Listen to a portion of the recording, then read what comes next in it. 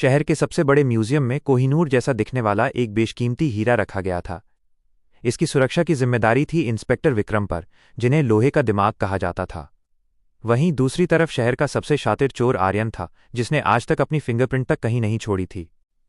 चुनौती का आगाज। आर्यन ने पुलिस स्टेशन में एक गुमनाम चिट्ठी भेजी। इंस्पेक्टर, शुक्रवार की रात ठीक 12 बजे मैं हीरा ले जाऊंगा। रोक सको तो रोक लो। विक्रम ने चुनौती स्वीकार की। म्यूजियम को किले में बदल दिया गया। लेजर सिक्योरिटी लगाई गई। 30 हथियारबंद गार्ड्स तैनात किए गए। हीरे के चारों ओर प्रेशर सेंसर लगाए गए। शुक्रवार की रात के 11:55। म्यूजियम के अंदर सन्नाटा था। विक्रम खुद कंट्रोल रूम में बैठकर हर कैमरे पर नजर रख रहे थे। अचानक पूरे म्यूजियम की लाइट चली गई।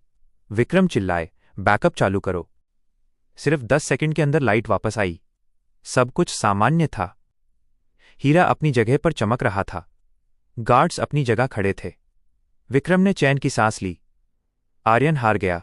ट्विस्ट। खेल शुरू हुआ। ठीक 12:05 बजे विक्रम को महसूस हुआ कि कुछ तो गलत है। उन्होंने करीब जाकर देखा तो उन्हें हीरे के बॉक्स पर एक छोटी सी मक्खी बैठी दिखाई दी। वो मक्खी हिल नहीं रही थी। विक्रम ने तुरंत बॉक्स खुलवाया। जैसे ही उन्होंने हाथ बढ़ाया, वो हीरा कांच के टुकड़ों की तरह बिखर गया। वो असली हीरा नहीं, बल्कि बर्फ का बना हुआ था, जिसे बड़ी बारीकी से तराशा गया था। असली खेल क्या था? आर्यन कभी म्यूजियम के अंदर घुसा ही नहीं था। उसने लाइट कटने से पहले ही एक छोटा सा रिमोट कंट्रोल ड्रोन, जो मक्खी जैसा दिखता था, वेंटिलेशन पाइप के जरिए अंदर भेज दिया था। लाइट कटने के उन 10 सेकंडों में उस ड्रोन ने असली हीरे को उठाया और उसकी जगह बर्फ का बना वैसा ही दिखने वाला टुकड़ा रख दिया। अंतिम दांव। विक्रम म्यूजियम से बाहर भागे। उन्होंने देखा कि एक सफाई कर्मचारी अपनी साइकिल पर आराम से जा रहा था। विक्रम को शक हुआ और उन्होंने उसे रोका। सफाई कर्मचारी ने मास्क हटाया। वो आर्यन ही था। उसके पास कोई हीरा नहीं मिला। विक्रम ने हंसते हुए कहा, आर्यन, तुम शातिर हो, लेकिन मैं तुमसे एक कदम आगे हूं। मैंने असली हीरा कल ही बैंक के लॉकर में रखवा दिया था। जो तुमने चुराया वो सिर्फ एक नकली कांच था, जिसे मैंने जानबूझकर वहां रखा था।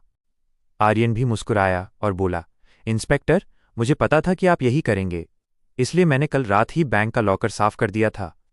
म्यूजियम वाला हाथ तो बस आपको उलझाने के लिए था। आर्यन ने अपनी जेब से असली हीरा निकाला, उसे हवा में उछाला और इससे पहले कि विक्रम उसे पकड़ पाते, आर्यन ने एक स्मोक बम फेंका और धुएं में गायब हो गया। कहानी का सबक। जब मुकाबला दो बराबर के दिग्गजों के बीच हो, तो जीत उसकी होती है जो अपने प्रतिद्वंद्वी की सोच के भी एक कदम आगे सोचता है।